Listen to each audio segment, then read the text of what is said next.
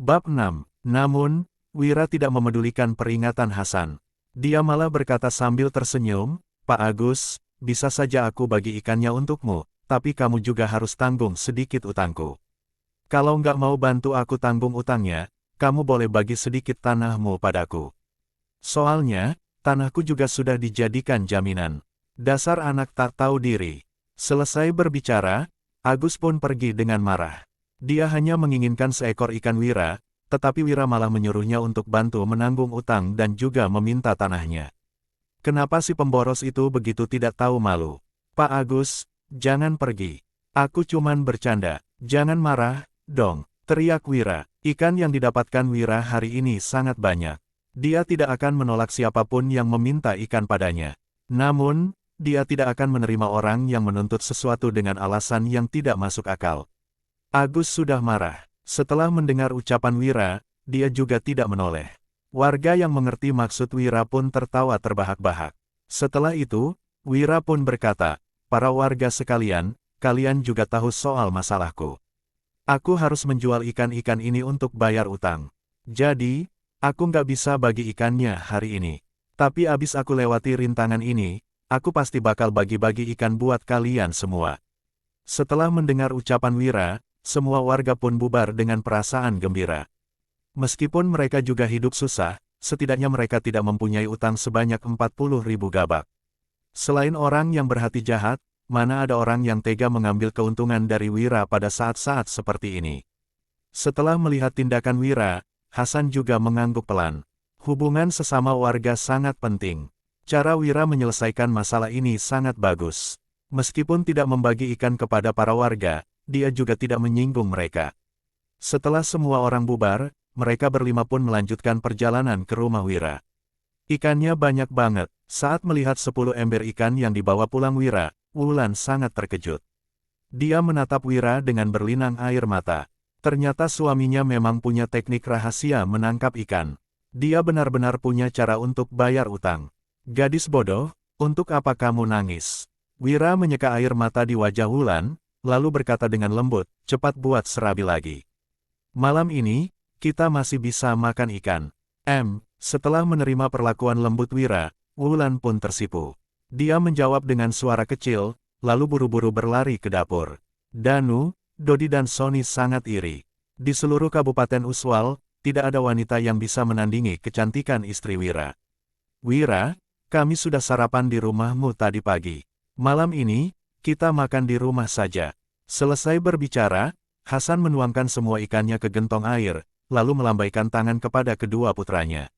Danu dan Dodi sebenarnya masih ingin makan ikan, tetapi mereka juga langsung pergi tanpa ragu.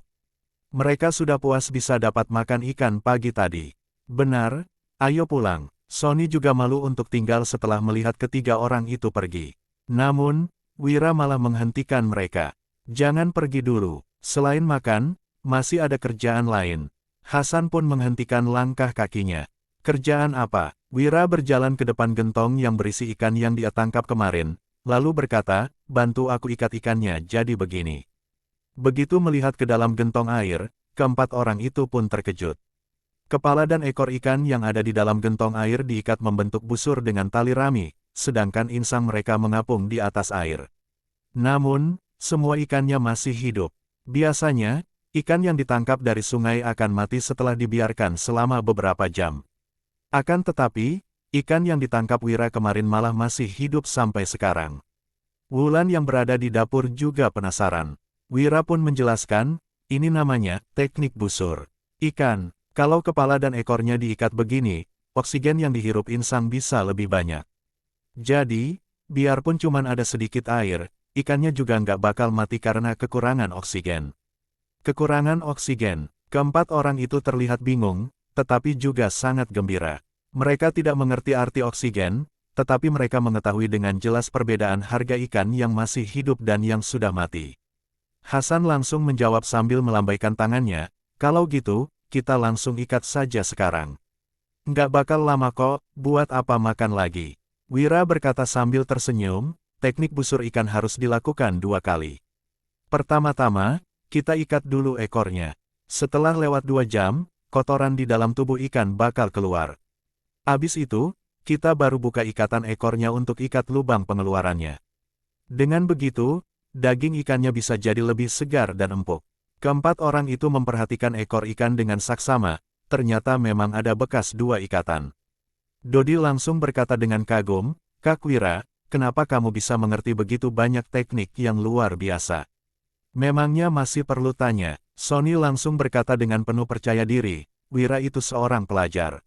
Dia pasti belajar soal teknik rahasia menangkap ikan dan teknik busur ikan dari buku." "Wira? Betul, kan?" Wira tersenyum sambil mengacungkan jempolnya. "Kamu memang pintar." "Hehe." Sony langsung merasa bangga karena dipuji seorang sarjana. Saat mereka selesai mengikat ikan, makan malam mereka juga sudah siap. Serabi yang hangat dan ikan goreng sudah disajikan di ruang utama. Wulan tetap makan di dalam dapur. Pada zaman ini, wanita biasanya tidak makan dengan duduk di meja. Setelah bekerja seharian, kelima pria itu pun menyantap makanan mereka dengan lahap. Meskipun ini sudah ketiga kalinya Hasan, Danu dan Dodi menyantap ikan dalam 2 hari ini, mereka masih terlihat sangat bersemangat. Sony yang sudah ingin makan ikan selama 2 hari juga makan dengan lahap. Namun, dia tiba-tiba menangis. Wira pun buru-buru bertanya, "Sony, kamu kenapa?" "Nggak apa-apa, Kak Wira." Dodi berkata dengan terus terang, "Semalam, kami sekeluarga juga makan sambil nangis. Soalnya sudah lama banget kami nggak makan daging." Begitu mendengar ucapan Dodi, Hasan langsung memelototinya. Dodi pun buru-buru menunduk dan lanjut memakan ikannya dalam diam. "Aku teringat orang tuaku." Sony menyeka air matanya, lalu lanjut berkata, "Sebelum mereka meninggal, aku tanya mereka pengin makan apa. Mereka bilang pengin makan daging. Soalnya mereka belum pernah benar-benar menikmati daging. Mereka pengin tahu gimana rasanya makan daging sampai kenyang. Awalnya, aku kira aku bakal seperti orang tuaku. Aku nggak ngangka hari ini aku bisa makan daging sampai puas." Huhuhu. Sony menggigit serabi dan memasukkan sepotong besar ikan ke dalam mulutnya. Dia makan sambil menangis, seolah-olah sudah gila. Hasan, Danu dan Dodi tidak menertawakannya. Ekspresi mereka juga terlihat sedih. Warga desa tidak mempunyai banyak penghasilan, tetapi harus membayar pajak dan kerja rodi. Jangankan makan daging sampai kenyang, bahkan ada banyak warga desa yang tidak pernah makan kenyang seumur hidupnya. Namun, hidup mereka akan berubah setelah mengetahui teknik rahasia menangkap ikan. "Sudah 2 jam, aku pergi ikat ikan dulu." Selesai berbicara, Hasan pun pergi mengikat ikan. Danu juga diam-diam mengikutinya. Malu-maluin saja, Sony menyeka air matanya sambil membereskan peralatan makan mereka. Dodi juga membantunya. Saat melihat keempat orang yang sedang sibuk itu, Wira merasa sangat sedih. Mereka adalah orang yang paling rajin di era ini, tetapi juga merupakan orang yang paling miskin dan menderita di era ini. Mereka sudah melakukan upaya yang sangat besar dan melakukan pekerjaan terberat di dunia ini, tetapi mereka tetap tidak bisa memenuhi kebutuhan hidup yang paling mendasar. Setelah selesai mengikat ikan, mereka berempat pun pulang ke rumah masing-masing. Sony pulang ke rumah Kak Surya dan mengetuk pintu. Begitu membuka pintu, istri Kak Surya yang bernama Sinta itu berteriak sambil memegang sapu, "Dasar pecundang. Sudah curi telurku masih berani pu." Ah, nih, selama ini, Sony hanya bisa diam saat dimaki kakak iparnya. Sekarang, dia bisa dengan bangga melemparkan kedua ekor ikan kecil itu ke dalam rumah mereka. 2 ekor ikan hidup yang beratnya masing-masing sekilo itu menggelepar di atas lantai. Sinta buru-buru menangkap kedua ekor ikan itu, lalu sikapnya terhadap Sony juga langsung berubah. "Sony, kenapa malam banget pulangnya? Sudah makan belum? Sini ku buatin serabi." "Nggak usah, aku sudah kenyang makan daging." Setelah itu, Sony berjalan dengan lambat ke kandang sapi sambil berkata, "Keluarkan baju dan sepatu baru kakak, besok aku mau ke kota. Kelak, selama ada aku di rumah, keluarga kita bisa makan daging tiap hari." "Apa?" Sinta langsung tercengang. Omong kosong apa yang sedang dibicarakan Sony? Bahkan pemimpin kabupaten juga belum tentu bisa makan daging setiap hari. Sony berbaring di dalam kandang sapi dan menyelimuti dirinya dengan sebuah selimut yang sudah robek. Di sampingnya, ada seekor sapi tua yang sedang mengunyah rumput. Dia menatap bintang di langit sambil bergumam, "Ayah, Ibu, putra kalian sudah bangkit. Aku bakal jadi orang sukses. Kalian pantau saja aku dari langit. Tahun baru nanti, aku bakal persembahkan daging untuk kalian. Di sisi lain, Wira dan Wulan sudah selesai mandi. Mereka sama-sama tidur di ranjang, tetapi tetap menggunakan selimut masing-masing. Wira belum tidur, tetapi juga tidak memikirkan hal mesum. Dia hanya termenung sambil menatap langit-langit yang gelap. Wulan bertanya dengan hati-hati, "Suamiku, kamu lagi sedih?" "Sedikit." Wira bertanya, "Wulan, menurutmu dunia ini bisa berubah nggak? Berubah jadi dunia di mana semua orang bisa makan kenyang, punya baju, nggak ngidam daging lagi. Anak-anak juga bisa belajar, sedangkan orang yang sakit bisa berobat. Semua orang nggak perlu khawatir soal kekacauan lagi." "Nggak bisa." Setelah terdiam sesaat, Wulan mengatakan alasannya, "Suamiku, yang kamu bilang itu persatuan dunia yang belum bisa tercapai sampai sekarang."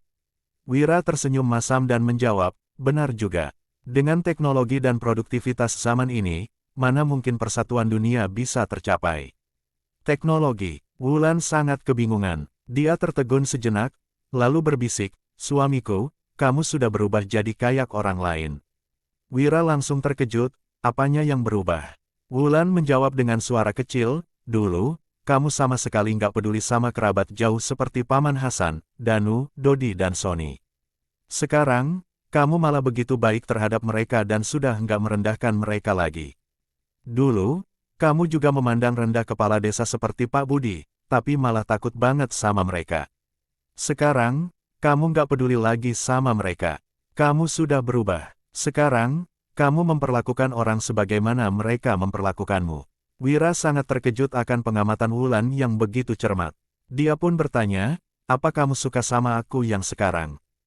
Ayo masuk ke dalam selimutku."